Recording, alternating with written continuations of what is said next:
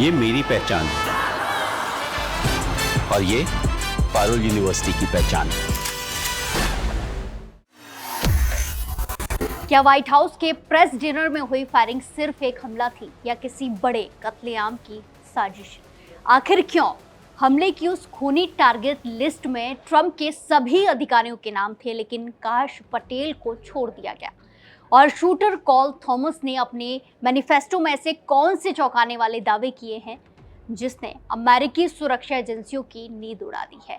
इन सभी सवालों पर आज बात करेंगे, इनके जवाब ढूंढेंगे। नमस्कार, दैनिक जागरण में आपका स्वागत है और मैं आपके साथ प्रिया बिस्ट। वॉशिंगटन के हिल्टन होटल में 25 अप्रैल की रात जो हुआ उसने पूरी दुनिया को हिलाकर रख दिया। व्हाइट हाउस कॉरेस्पॉन्डेंट एसोसिएशन के सालाना डिनर के दौरान जहां राष्ट्रपति डोनाल्ड ट्रंप पहली बार शामिल हो रहे थे, अचानक गोलियों की गूंज सुनाई दी।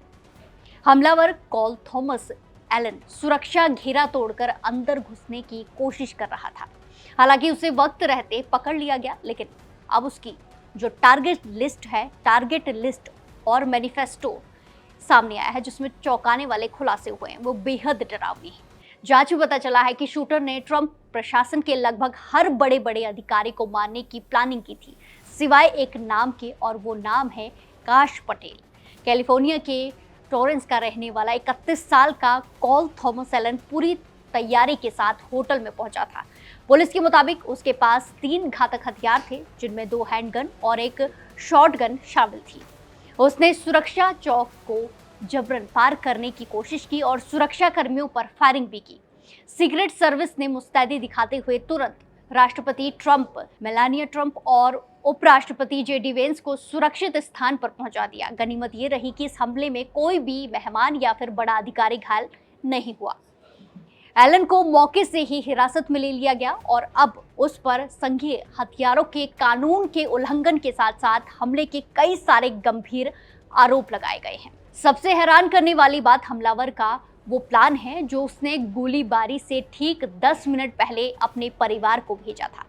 न्यूयॉर्क पोस्ट की रिपोर्ट बताती है कि एलन ने एक पूरी लिस्ट तैयार की थी, जिसमें उसने ट्रंप प्रशासन के अधिकारियों को पद के हिसाब से ऊपर से नीचे तक क्रम में लिखा था।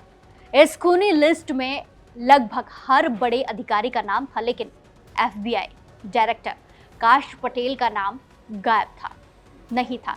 एलन ने अपनी लिस्ट में पटेल को क्यों नहीं रखा, इसका कोई भी स्पष्ट कारण अभी तक सामने नहीं आ पाया है, जिसकी जांच चल रही है। लेकिन इसने जांच अधिकारियों के मन में कई सारे सवाल जरूर खड़े कर दिए हैं। शूटर ने अपने मैनिफेस्टो में इस हमले को जायज ठहराने की पूरी कोशिश की है। उसने लिखा है कि वो अत्याचार को चुपचाप सहने में विश्वास नहीं रखता। उसका तर्क था कि जब दूसरों पर जुल्म हो रहा हो तब चुप रहना ऐसा ही व्यवहार नहीं है, बल्कि ये अपराधी का साथ देने जैसा है। उसने ये भी बताया कि उसने बकशॉट यानी कि छर्रे वाली गोलियों का इस्तेमाल क्यों किया।